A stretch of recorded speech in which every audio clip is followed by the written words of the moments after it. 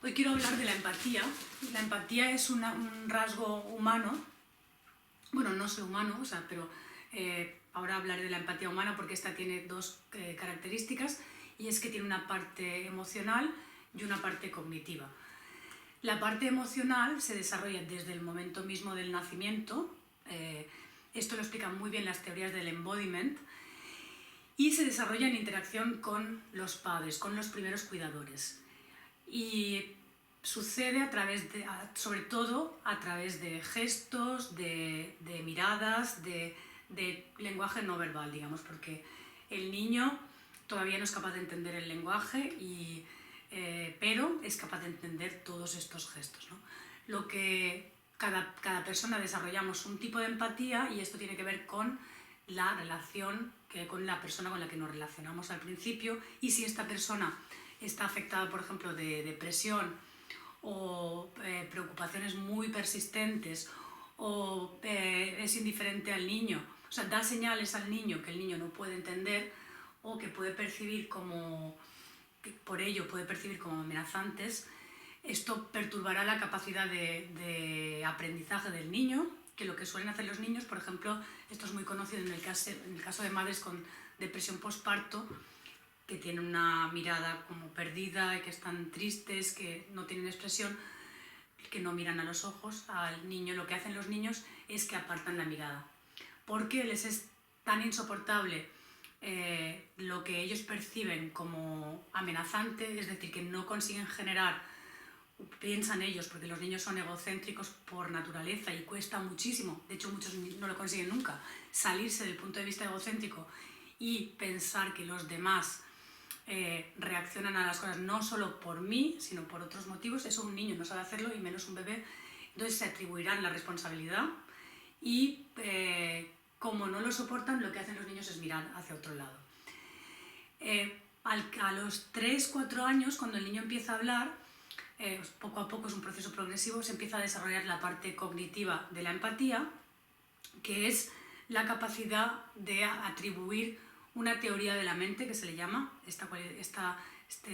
rasgo se llama teoría de la mente, a las demás personas, es decir, de ser capaz de pensar que las otras personas tienen una teoría sobre el mundo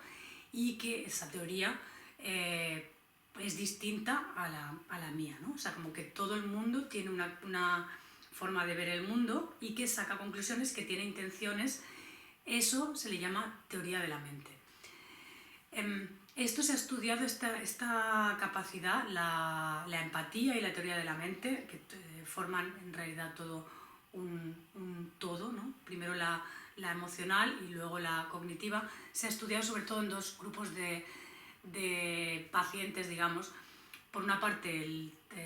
trastorno del espectro autista, y por otra parte el trastorno de personalidad antisocial, o los psicópatas, podríamos decir, lenguaje coloquial, o lo que está más de moda ahora como los perversos narcisistas. Y por una parte lo que se ve en los autistas es que les falta esta capacidad de entender que los demás, las intenciones de los demás. O sea, ellos, cuando están con gente, les resulta muy estresante porque están constantemente en un estado de alerta y de incertidumbre que viene por no poder prever el comportamiento de los demás, al serles muy difícil, muchas veces imposible, desarrollar la capacidad de empatía. No quiere decir que no sientan, de hecho, el problema, o sea, eso de que no sientan es lo que se pensaba antes, pero el problema de los autistas es que sienten demasiado, o sea, ellos sí sienten, de hecho sienten de una manera como muy egocéntrica, y se sienten muy responsables, pero no lo entienden, y por eso lo que hacen ellos es desviar la mirada hacia objetos inertes o hacia cosas predecibles, y sobre todo desviar la mirada de las personas, que es lo más amenazante que hay para los autistas, ¿no? Sobre todo cuando es un grupo, y sobre todo cuando es un grupo de niños, que son mucho más impredecibles. Esto es interesante, es que en la terapia del autismo se ha intentado abordar por esta cualidad, ¿no? La teoría de la mente, y lo que se ha visto es que es muy difícil, prácticamente imposible, hacerles aprender, después de como que hay un periodo sensible para aprender esta capacidad de desarrollar una teoría de la mente de los demás, pasado ese periodo es muy, muy difícil, no imposible porque siempre se puede aprender, siempre hay un potencial de aprendizaje y nunca se sabe dónde se puede llegar, pero es muy resistente, es muy difícil hacer entender a alguien las intenciones de los demás. Esto es interesante también, en el vídeo anterior hablaba de la comunicación no violenta o la comunicación indirecta, que es una comunicación indirecta que apela a las emociones y a la empatía. Por ejemplo, en lugar de decirle al niño no hagas esto por esto y por aquello, lo que se le dice es no hagas esto porque esto me hace sentir así. Esta forma de comunicación, que supongo que tiene una intención de aumentar la empatía del niño, lo que hace es generar en el niño una... el efecto puede ser un éxito, o sea, puede ser que el niño deje de hacer eso, pero no se le está enseñando de una manera racional, como esto es por esto, sino de una manera que le hago responsable de mis sentimientos. O sea, lo que le estoy diciendo al niño es, si haces eso, yo me siento así, es decir, si haces eso, tú eres responsable de mis sentimientos. Y eso, ojo con eso, con generar ese tipo de culpa. Y por otra parte, no, como estaba diciendo, si la idea es aumentar la empatía, esto no sucede a través de estos mecanismos, digamos, tan artificiales. Esto es un proceso que viene de mucho, es muy anterior y que sucede de una manera automática en el momento que los niños van observando a las personas y van encontrando coherencia entre sus palabras y sus actos. Luego, por otra parte, está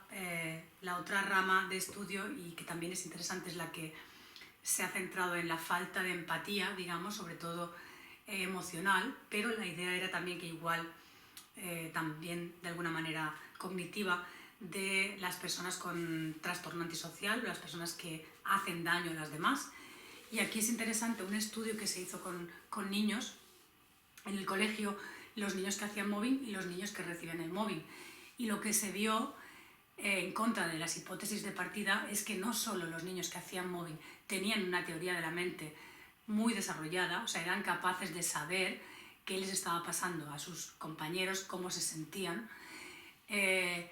sino que además era mejor que la capacidad de las víctimas del mobbing, digamos. O sea, que ellos tenían más dificultades a la hora de atribuirles a sus compañeros una teoría de la mente.